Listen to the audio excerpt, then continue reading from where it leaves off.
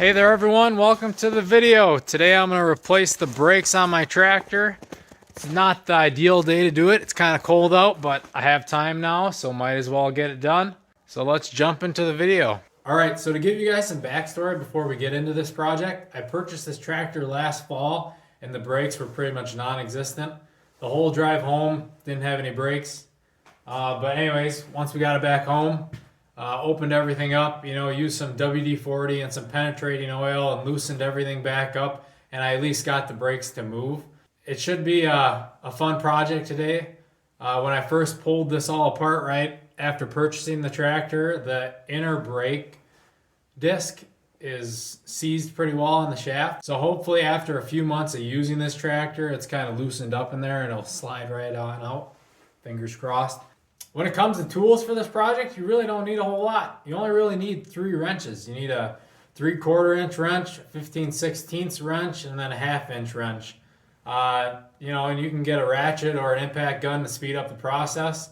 And then you might want to get some lubricants for when you're putting everything back together. But when it comes to tools, it's a pretty simple job. All right, let's quit talking. Let's get into this project and I'll kind of explain how stuff works as we're pulling it apart. All right, so to start things off, for this side of the tractor, you got to pull apart this battery box and disconnect the battery because it sits right in front of where the brake housing is. So let's get that out of the way.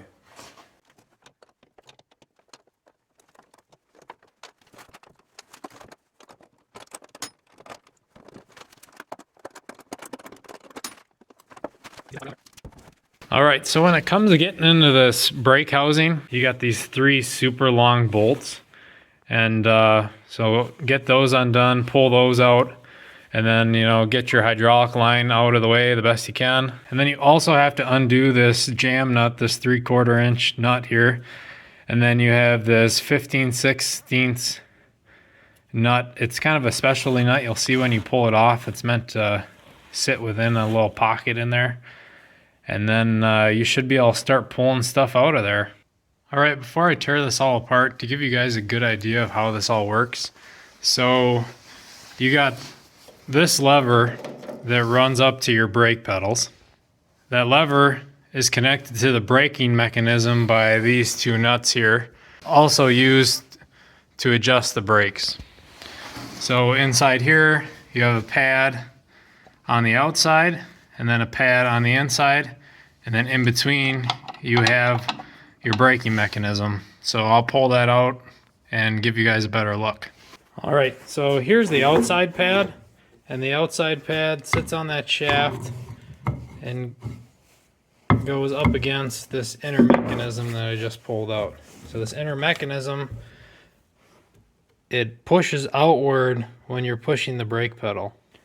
And those springs on the inside tension it back together after you release the brake pedal. So now why this job is so dreaded and hard is because this inner pad is supposed to slide off easy peasy and it's seized on there. Like I can't get it to move at all, so I'm gonna have to use like a hammer and a punch to kind of try to beat it out of there without ruining that shaft. Or I'm gonna have to get a pry bar behind it or somehow wiggle that off of that shaft. This should be fun. As you can see, it's going pretty rough. Getting that inside pad off is a pain, trying to loosen it up. I've gotten it to move some, but it's just a fight the whole way. So threw some penetrating oil on it.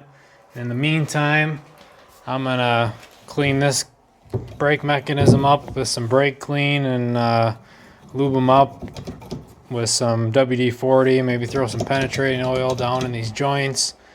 And yeah, we'll check back in hopefully when I have that inner pad off. Heck yeah. After about 45 minutes of fighting it, I finally got that inside pad out. And just look at the difference. So this was the outside pad that was moving freely. Look how shined up the face of it is compared to this inner one that was seized up. It's like it wasn't even being used.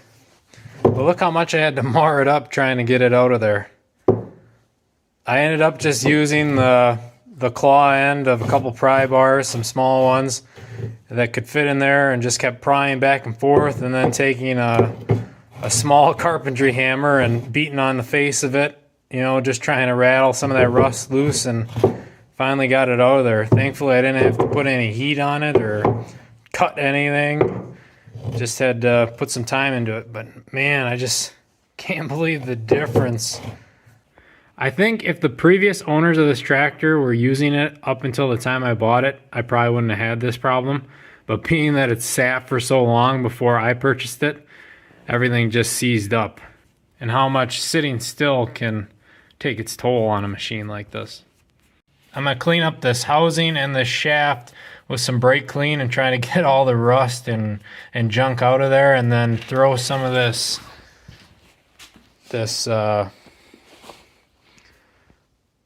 Ultra Brake parts lubricant on there. I'm not sure if this is the right stuff to use, but I'm going to throw that on that spline before I put the new pads in. Maybe throw some WD-40 on there too. I don't know. I just would hate to have to do that again down the road. Look at these new pads compared to those old ones. Man, that is nuts. All right, we got everything back in there. We'll throw that plate back on. I think we'll leave those adjustment nuts off for now until we get the other side apart, and then we'll adjust them both at the same time. All right, before we switch to the other side, there's a few things I wanted to bring up. If you haven't already, make sure to subscribe. And if you like the video, make sure to leave a like down below and comment what you think of this project I got going on, if there's anything I should have done differently. Anyways, if you guys are looking for brake parts for any type of old tractor, I'd recommend looking on Amazon. That seems to be where I found the best price so far. Before I started this project, I checked with my local dealer, and they would charge $68 per pad. And on Amazon, it came out to like 20 something per pad. So that's a no-brainer. Even if it's not the special AGCO brand, still, why would you ever go the other way?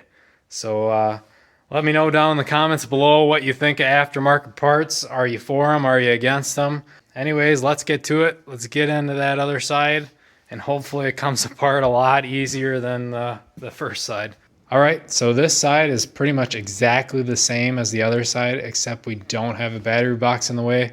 So I'm not going to bore you guys with the details, so let's do a time lapse.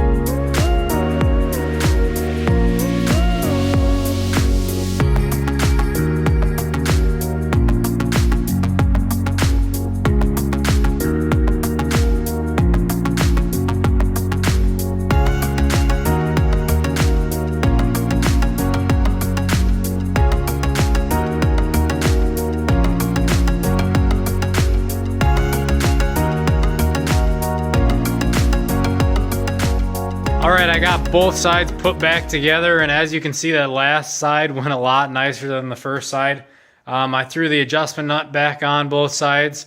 We're going to throw that battery box back on, and then we're going to adjust the brakes, and then take this thing for a test drive.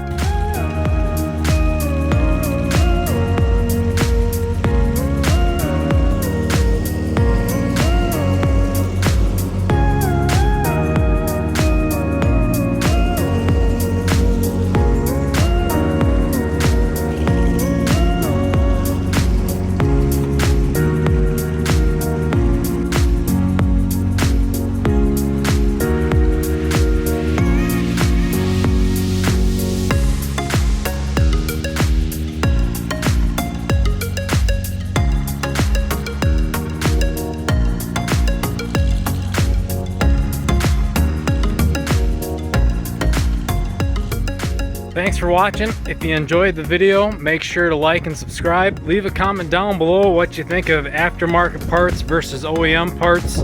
Make sure to check out my channel and check out the other videos. See you next time.